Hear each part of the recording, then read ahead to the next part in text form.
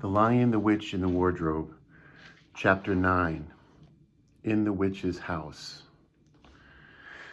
And now, of course, you want to know what had happened to Edmund. He had eaten his share of the dinner, but he hadn't really enjoyed it because he was thinking all the time about Turkish delight. And there's nothing that spoils the taste of a good ordinary food half so much as the memory of bad magic food. And he had heard the conversation and hadn't enjoyed it much either because he kept on thinking that the others were taking no notice of him and trying to give him the cold shoulder. They weren't, but he imagined it. And then he had listened until Mr. Beaver told them about Aslan, and until he had heard the whole arrangement for meeting Aslan at the stone table. It was then that he began very quietly to edge himself under the curtain which hung over the door. For the mention of Aslan gave him a mysterious and horrible feeling, just as it gave others a mysterious and lovely feeling. Just as Mr. Beaver had been repeating the rhyme about Adam's flesh and Adam's bone, Edmund had been very quietly turning the door handle. And just before Mr. Beaver had begun telling them that the White Witch wasn't really human at all, but half a djinn and half a giantess, Edmund had got outside into the snow and cautiously closed the door behind him. You mustn't think that even now Edmund was quite so bad as he actually wanted his brother and sisters to turn into stone. He did want Turkish delight, and to be a prince, and later a king, and to pay Peter out for calling him a beast. As for what the witch would do with the others, he didn't want her to be particularly nice to them, certainly not to put them on the same level as himself, but he managed to believe, or to pretend to believe, that she wouldn't do anything very hard to them. Because, he said to himself, all these people who say nasty things about her are her enemies, and probably half of it isn't true. She was jolly nice to me anyway, much nicer than they are. I expect she is the rightful queen, really. Anyway, she'll be better than that awful Aslan. At least that was the excuse he made in his own mind for what he was doing. It wasn't a very good excuse, however, for deep down inside, he really knew that the White Witch was bad and cruel. The first thing he realized when he got outside and found the snow falling all around him was that he had left his coat behind in the beaver's house. And of course, there was no chance of going back to get it now. The next thing he realized, was that the daylight was almost gone, for it had been nearly 3 o'clock when they sat down to dinner, and the winter days were short. He hadn't reckoned on this, but he had to make the best of it. So he turned up his collar and shuffled across the top of the dam. Luckily, it wasn't so slippery since the snow had fallen, to the far side of the river. It was pretty bad when he reached the far side. It was growing darker every minute, and what with that and the snowflakes swirling all around him, he could hardly see 3 feet ahead. And then, too, there was no road. He kept slipping into deep drifts of snow and skidding on frozen puddles, and tripping over fallen tree trunks and sliding down steep banks, and barking his shins against rocks until he was wet and cold and bruised all over. The silence and the loneliness were dreadful. In fact, I really think he might have given up the whole plan and come back and owned up and made friends with the others if he hadn't happened to say to himself, when I am king of Narnia, the first thing I shall do will be to make some decent roads. And of course, that set him off thinking about being a king and all the other things he would do, and that cheered him up a good deal. He had just settled in his mind what sort of palace he would have and how many cars, and about his private cinema and where the principal railways would run and what laws he would make against beavers and dams, and was putting the finishing touches to some schemes for keeping Peter in his place, when the weather changed. First, the snow stopped. Then a wind sprang up, and it became freezing cold. Finally, the clouds rolled away and the moon came out. It was a full moon, and shining on all that snow made everything almost as bright as day.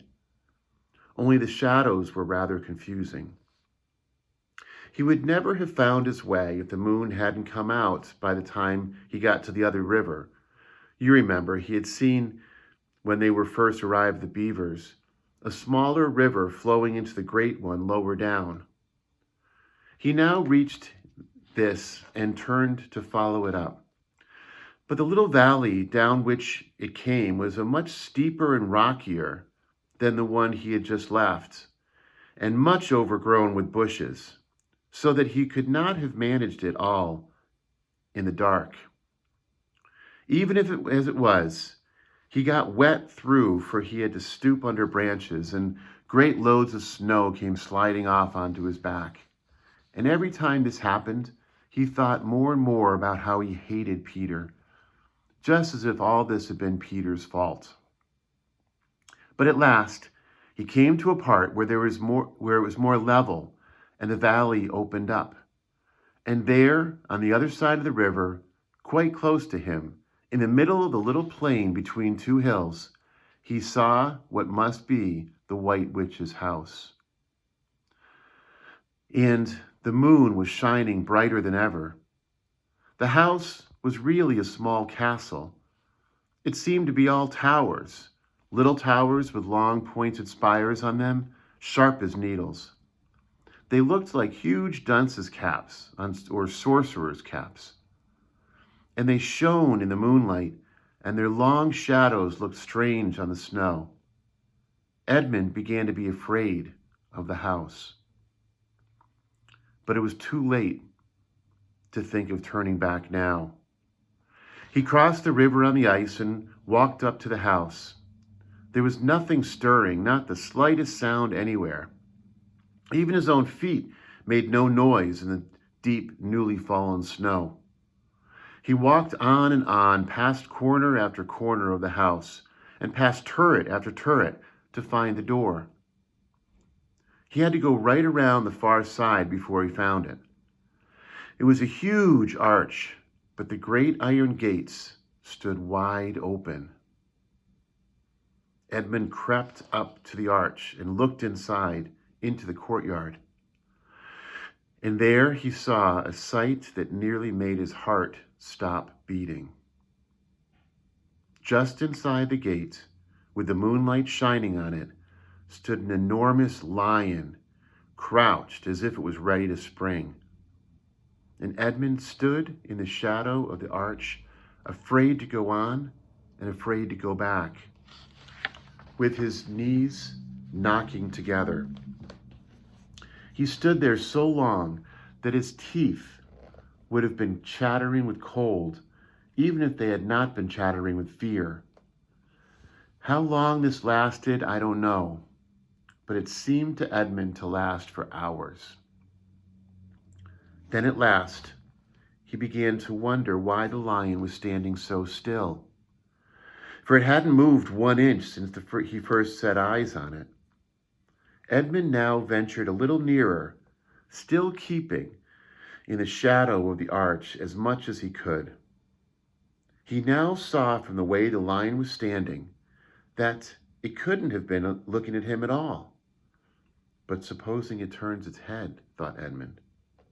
In fact, it was staring at something else, namely a little dwarf who stood with its back to it about 4 feet away. Aha, thought Edmund. When it springs at the dwarf, then will be my chance to escape. But still, the lion never moved, nor did the dwarf.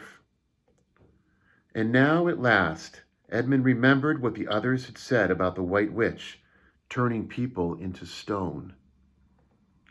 Perhaps this was only a stone lion. And as soon as he thought of it, he noticed that the lion's back and the top of its head were covered with snow. Of course it must be a statue. No living animal would have let itself get covered with snow. Then very slowly, and with his heart beating as if it would burst, Edmund ventured to go up to the lion. Even now he hardly dared touch it, but at last he put out his hand very quickly and did. It was cold statue. He had been frightened of stone. The relief which Edmund had felt was so great that in spite of the cold, he suddenly got warm all over, right down to his toes. And at the same time, there came into his head what seemed a perfectly lovely idea. Probably, he thought, this is the great lion Aslan that they are all talking about. She's caught him already and turned him into stone. So that's the end of their fine ideas about him. Who's afraid of Aslan? And he stood there gloating over the stone lion. And presently he did something very silly and childish. He took a stump of lead pencil out of his pocket and scribbled a mustache on the lion's upper lip, and then a pair of spectacles on his eyes. Then he said, "Yeah, silly old Aslan. How do you like being a stone?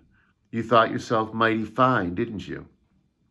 But in spite of the scribbles on the face of the great stone beast, the great stone beast still looked so terrible and sad and noble, staring up in the moonlight, that Edmund didn't really get any fun out of it.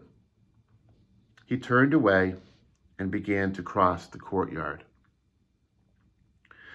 As he got into the middle of it, he saw that there were dozens of statues all about, standing here and there, rather as pieces stand on a chessboard when it is halfway through the game. There were stone satyrs and stone wolves and bears and foxes and catamounts of stone. There were lovely stone shapes that looked like women, but who were really spirits of trees.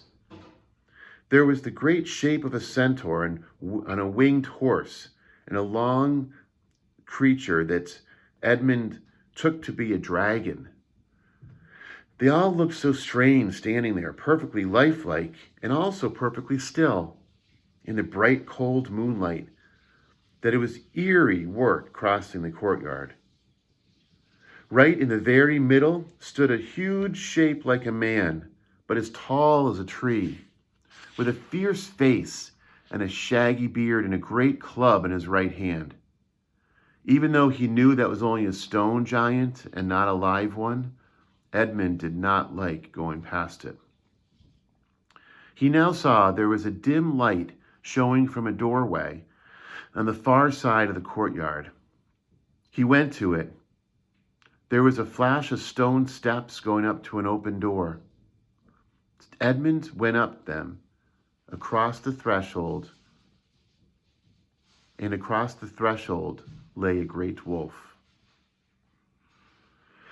It's all right, he kept saying to himself. It's only a stone wolf, can't hurt me. And he raised his leg to step over it.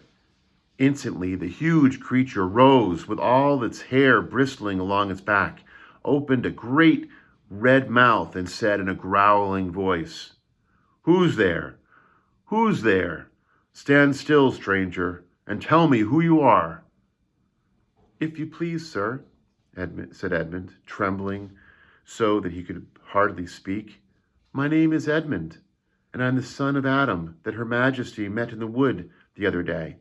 And I've come to bring her the news that my brother and sisters are now in Narnia, quite close, in the beaver's house. She wanted to see them." "I will tell Her Majesty," said the wolf. "Meanwhile, stand still on the threshold, as you value your life." Then it vanished into the house. Edmund stood and waited, his fingers aching with cold and his heart pounding in his chest. And presently The gray wolf, Mogrim, the chief of the witches' secret police, came bounding back and said, come in, fortunate favorite of the queen, or else not so fortunate. And Edmund went in, taking great care not to tread on the wolf's paws. He found himself in a long, gloomy hall with many pillars, full as the courtyard had been of statues. The one nearest the door was a little faun with a very sad expression on his face, and Edmund couldn't help wondering if this might be Lucy's friend. The only light came from a single lamp, and close behind this sat the White Witch. I've come, your majesty, said Edmund, rushing eagerly forward. How dare you come alone, said the witch in a terrible voice. Did I not tell you to bring the others with you? Please, your majesty, said Edmund. I've done the best I can. I've brought them quite close. They're in the little house on the top of the dam just up the river with Mr. and Mrs. Beaver. A slow, cruel smile came over the witch's face. Is this all your news? She asked. No, your majesty, said Edmund, and proceeded to tell her all he had heard before leaving the beaver's house. What? Aslan? Cried the queen. Aslan, is it true? If I find out you've lied to me. Please, I'm only repeating what they said, stammered Edmund. But the queen, who was no longer attending to him, clapped her hands. Instantly the same dwarf whom Edmund had seen with her before appeared. Make ready our sledge, ordered the witch, and use the harness without bells.